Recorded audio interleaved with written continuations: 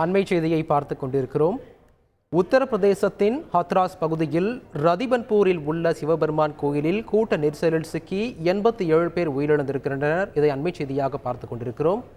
இது பற்றிய மேலும் விவரங்களை வழங்குவதற்காக எமது செய்தியாளர் ராஜா இணைப்பில் இருக்கிறார். ராஜா, வணக்கம் ராஜா. இந்த உயிரிழப்பு ஏற்பட்டதற்கான முக்கிய காரணம் என்ன? தொடர்ந்து என்ன நடவடிக்கை எடுத்திருக்கிறார்கள்? முழு விவரங்கள். வணக்கம். உத்தரப்பிரதேச மாநிலம் ஹத்ராஸில் ஒரு துயரம் சம்பவம் நிகழ்ந்து இருக்கிறது. அம்மாவட்டத்தில் உள்ள புல்ராய் கிராமத்தில் நடைபெற்றுள்ள சதங்கன் நிகழ்வில் சுற்றுவர பகுதியிலிருந்து ஏராளமான பக்தர்கள் கலந்து கொண்டிருக்கிறார்கள். போலா பாப் என்ற சாமியார் பிரசவம் நிகழ்ச்சி நடத்தியிருக்கார். சிவனுக்கு வழிபாடு நிகழ்ச்சி இந்த இதுல நடைபெற்று இருக்கிறது. வருடம் இந்த நிகழ்ச்சி நடைபெற்று வருவதாகவும் இன்று மாலை இந்த நிகழ்ச்சி நடைபெற்று வரும் சூழ்நிலையில் கூட்டம் இந்த வழிபாடு நிகழ்ச்சி முடிந்து பின்பு செல்லும் பொழுது அங்கே ஒரு வழிப்பாதையாக இருந்தது. ஏராளமானவர்கள் இந்த கூட்ட நெரிசலில் சிக்கி மூச்சு திணறி உயிரிழந்திருக்கிறார்கள்.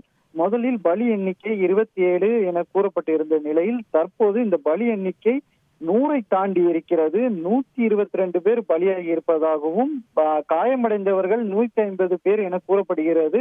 இதில் ஏராளமான பெண்கள் மற்றும் குழந்தைகள் பலியாகி இருக்கிறார்கள். மருத்துவமனையில் அனுமதிக்கப்பட்டவர்களின் நிலைமையும் கவலைக்கிடமாக இருப்பதாகவும் அங்கு உள்ள அதிகாரிகள் தரப்பில் தெரிவிக்கப்பட்டிருக்கிறது.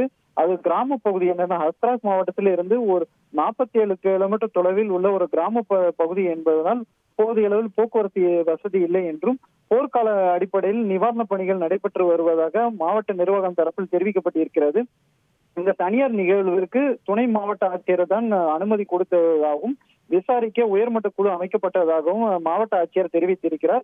மேலும் உத்தரப்பிரதேச மாநில முதல்வர் யோகி ஆதித்யநாத் இந்த விபத்து குறித்து காரணங்கள் என்ன, எப்படி நேர்ந்தது என்பது குறித்து அறிக்கை சமர்ப்பிக்குமாறு அதிகாரிகளுக்கு உத்தரவிட்டிருக்கிறார்.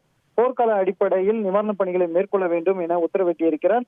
இறந்தவர்களுக்கு தனது இரங்கலை தெரிவித்திருக்கிறார். அதே போல் எதிர்கட்சி தலைவர் ராகுல் காந்தியும் தனது இரங்கல் பதிவை செய்திருக்கிறார்.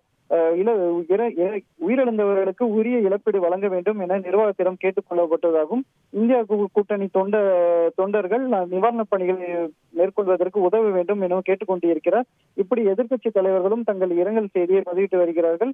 தொடர்ந்து சடலங்களாக மருத்துவமனைக்கு வருவதாகவும் அங்கே உள்ள கிராம பகுதி மருத்துவமனையினால் அங்கே போதிய வசதிகள் இல்லை என்றும் அதனால் மாவட்டத்திற்கும் பல்வேறு மருத்துவமனைக்கும் காயம் அடைந்தவர்களை மாற்றும் முயற்சிகள் நடைபெற்று வருகிறது.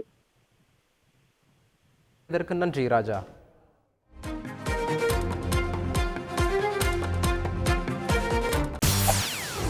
செய்திகளை உடனுக்குடன் தெரிந்து கொள்ள உடனே சப்ஸ்கிரைப் பண்ணுங்க.